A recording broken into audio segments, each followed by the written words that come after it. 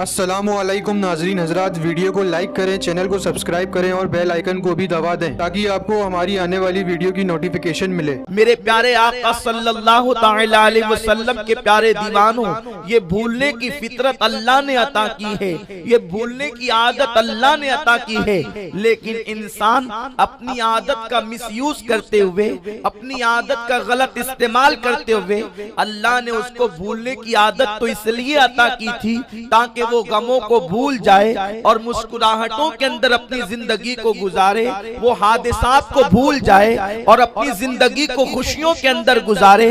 لیکن انسان نے اللہ کے فرامین ہی کو بھولانا شروع کر دیا، اور انسان اللہ کے فرامین کو بھول کر، اللہ رب العزت کے فرامین کو پس پشت ڈال کر، اس کے پیارے حبیب صلی اللہ علیہ وسلم کے فرامین کو بھول کر گناہوں کی دہلیز پر قدم رکھ چکا ہے۔ طرح طرح کے گناہ انسان نے ایجاد کر لیے ہیں۔ انسان کبھی مہذب طور پر گناہ کرتا ہے، اور ایسے ایسے گناہوں کے اندر ہماری قوم مبتلا ہو رہی ہے جس کا تذکرہ کرتے ہوئے شرم آتی ہے۔ میرے پیارے آقا صلی اللہ تعالی علیہ وسلم کے پیارے دیوانوں، کبھی مسلمانوں کی راتیں مصلی پر گزرا کرتی تھی، ان کے ہاتھوں کے اندر تسبیح رہا کرتی تھی۔ آج مسلمان جو ہے وہ معاذ اللہ اپنی راتوں کو عیاشیوں کے اڈوں پر گزارتا ہے، کبھی زنا کے اڈوں پر گزارتا ہے، کبھی نائٹ کلبوں میں گزارتا ہے، کبھی گناہوں کی محفلوں میں گزارتا ہے۔ میرے پیارے آقا صلی اللہ تعالی علیہ وسلم کے پیارے دیوانوں، آقا کریم رؤوف الرحیم صلی اللہ تعالی علیہ وسلم نے ارشاد فرمایا، ماں عائشہ صدیقہ کے پوچھنے پر ماں عائشہ صدیقہ رضی اللہ تعالی عنہا نے آقا کریم صلی اللہ علیہ وسلم سے پوچھا، یا رسول اللہ صلی اللہ تعالی علیہ وسلم، آپ کی امت پر اللہ اجتماعی طور پر عذاب نازل نہ فرمائے گا، کیا انفرادی طور پر بھی عذاب نہیں آئے گا؟ آقا کریم صلی اللہ علیہ وسلم فرماتے ہیں، جب لوگ اللہ کی نافرمانی کرنے کے بعد اس کو گناہ تصور نہیں کریں گے، اس وقت اللہ انہیں عذاب میں گرفتار فرما دے گا، اس وقت اللہ انہیں عذاب سے دوچار فرما دے گا۔ میرے پیارے آقا صلی اللہ علیہ وسلم کے پیارے دیوانوں، ایک زمانہ وہ تھا جب انسان گناہ کرنے کے بعد شرمندہ ہوتا، گناہ کرنے کے بعد نادم ہوتا، گناہ کرنے کے بعد پشیماں ہوتا، لیکن آج گناہ کرنے کے بعد انسان اس کو فیشن کا نام دے رہا ہے، انسان اس کو آرٹ کا نام دے رہا ہے۔ راستے سے لڑکیاں گزرتی ہے، ان کا گزرنا دوبر ہو جاتا ہے، لڑکے انہیں دیکھنے میں فیشن تصور کرتے ہیں، لڑکیاں بے پردہ گھوم رہی ہے، انہوں نے پردے کو چہرے سے ہٹا دیا، انہوں نے جسم سے نقاب کو ہٹا دیا، لڑکوں نے اپنی نگاہوں سے جو ہے حیا کو ہٹا دیا، یہاں پر نگاہ بھی آوارہ ہو گئی، وہاں پر حسن بھی بے نقاب ہو گیا، طرح طرح کے جرائم جنم لے رہے ہیں۔ میرے پیارے آقا صلی اللہ علیہ وسلم کے پیارے دیوانوں، گناہوں کے اڈے آباد ہو رہے ہیں، مسجدیں ویران ہو رہی ہے، نماز کے اوقات میں ٹی وی دیکھی جا رہی ہے، نماز کے اوقات میں کاروبار کیا جا رہا ہے، نماز کے اوقات میں گھروں پر بیٹھ کر کے گپ شپ کیا جا رہا ہے۔ لوگوں کو احساس ہی نہیں کہ ہم اللہ تبارک و تعالیٰ کی بارگاہ میں اتنا بڑا جرم کر رہے ہیں کہ اس جرم کی معافی کیسے ہو سکتی ہے۔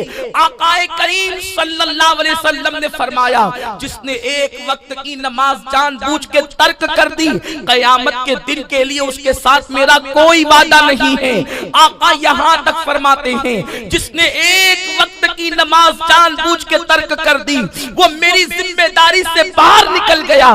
میرے پیارے آقا صلی اللہ علیہ وسلم کے پیارے دیوانوں، میرے آقا نے ارشاد فرمایا، قریب قیامت ایسا ہوگا کہ لوگ راستوں پر اس طریقے سے جفتی کریں گے، لوگ راستوں پر اس طریقے سے زنا کریں گے، یا مرد اور عورت جو ہے اس طریقے سے راستوں پر رہیں گے جیسے جانور جفتی کرتے ہیں۔ آج دیکھیں عورتوں کے بائک پر بیٹھنے کے انداز کو دیکھنے کے بعد ایک شریف النفس انسان کی نگاہیں شرم و حیا سے جھک جاتی ہے کہ لوگ راستوں پر وہ کام کرتے ہیں جس میں گھر میں لوگوں کے کرنے کا تصور اگر یہ ہو جائے کہ کوئی دیکھ رہا ہے تو انسان شرم سے پانی پانی ہو جائے۔ لوگوں کے اندر بے حیائی عام ہو گئی، عورتوں نے پتلے لباس پہننا شروع کر دیے، مردوں نے ان کے جسم کو تکنا شروع کر دیا، عورتیں بالوں کی نمائش کر رہی ہے، مرد اپنی نگاہوں سے دیکھ رہے ہیں، قرض کے طرح طرح کے گناہ، جن گناہوں کا تذکرہ آقا نے صحابہ کی محفل میں کیا تھا.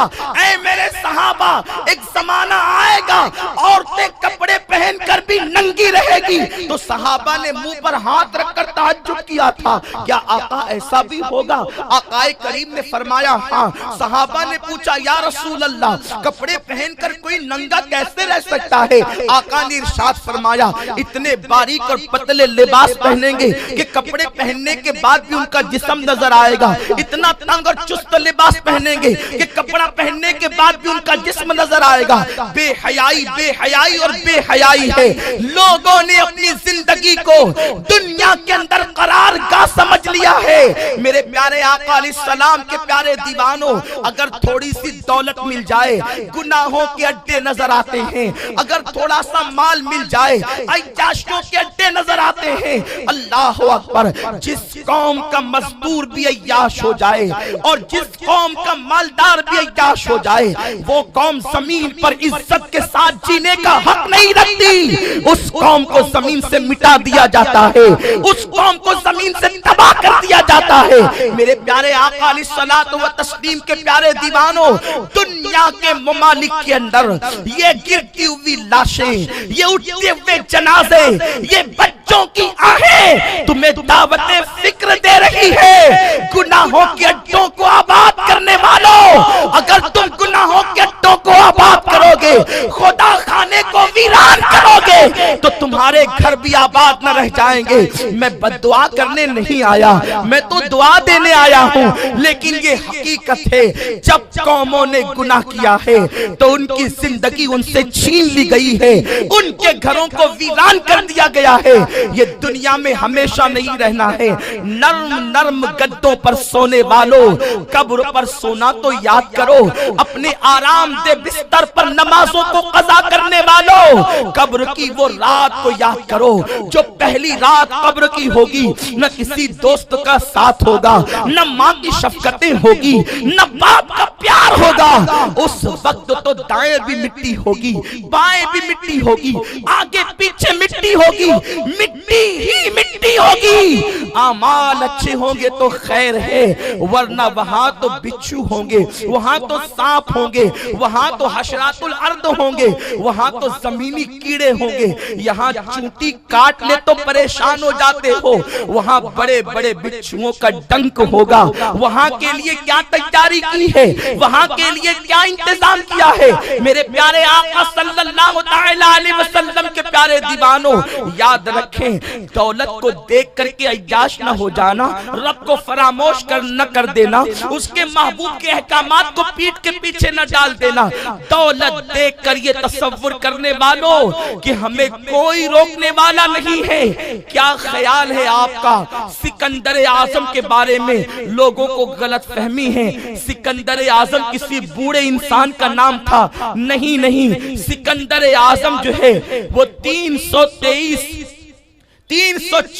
قبل مسیح میں پیدا ہوا اور 323 ہجری میں اس کا انتقال ہو گیا. 32 سال کی عمر اس نے پائی.